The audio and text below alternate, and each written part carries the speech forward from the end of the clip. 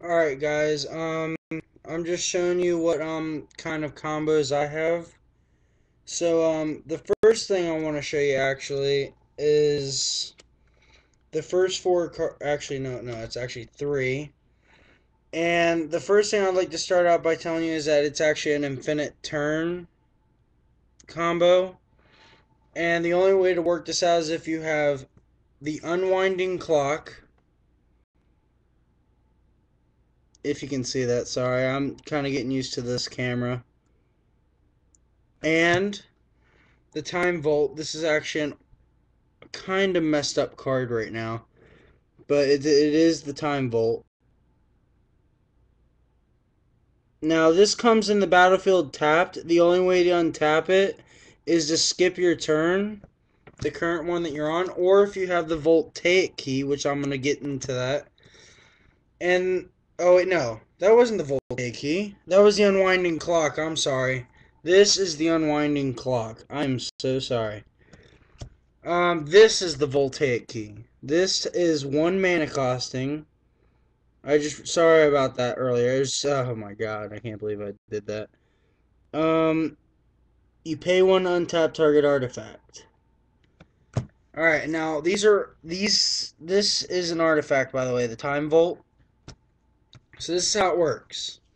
So let me show you a little bit of an example here. So let's say you have 2 mana right now.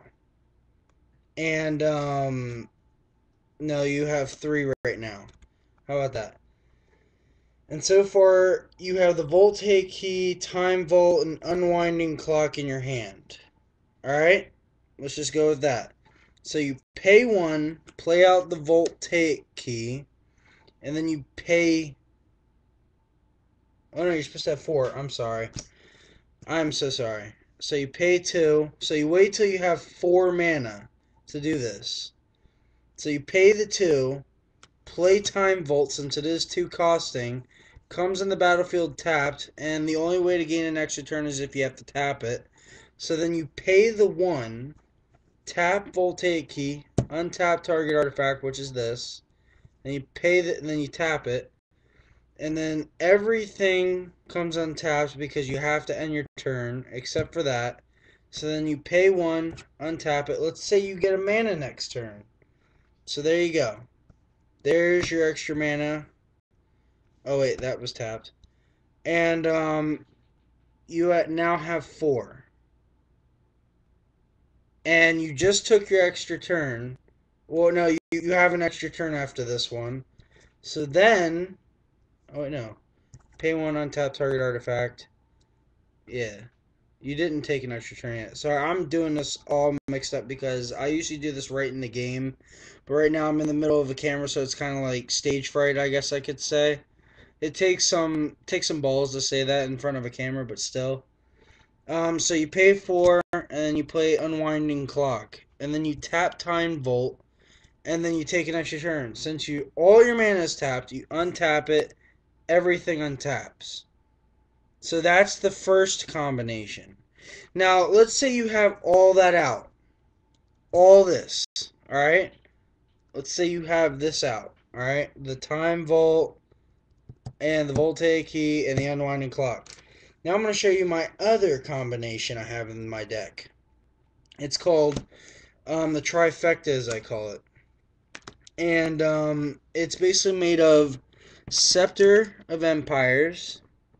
You probably heard of this.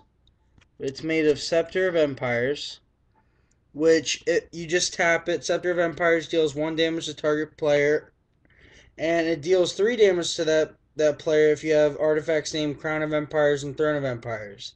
Now, it's going to say that for the next 2, but it's not going to say the exact same thing. You pay 1, tap this for Throne of Empires, and you put a 1/1 white soldier creature token on the battlefield if you just have that and the let's say you have this in Crown of Empires. You still have to pay 1 and tap it, and you get a 1/1 white soldier. But if you have all 3 of them, you put 5 of those 1/1 white tokens.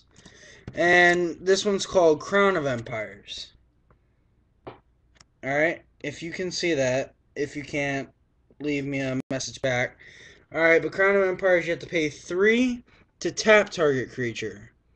Now, if you have those other two artifacts right here, where I'll put it in front. If you have these other two artifacts right here, then you gain control of that creature instead. So it's just, if you have all of these, you're basically in control. And Crown of Empires costs 2, Throne costs 4, and Scepter costs 3. But they do a lot when they're out, so you might want to be careful.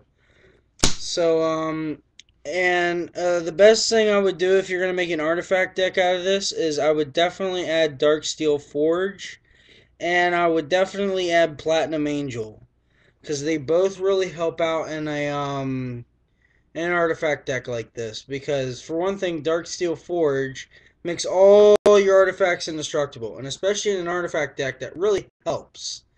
So, and plus it's an artifact, so it's kind of like, yeah, it's just bad. So you'd have to exile artifacts, or exile that card to make all artifacts non-indestructible.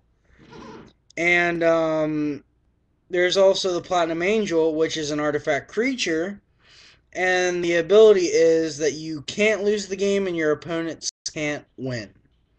So it's kind of like an automatic win. So yeah, that's about my time. Have a good day.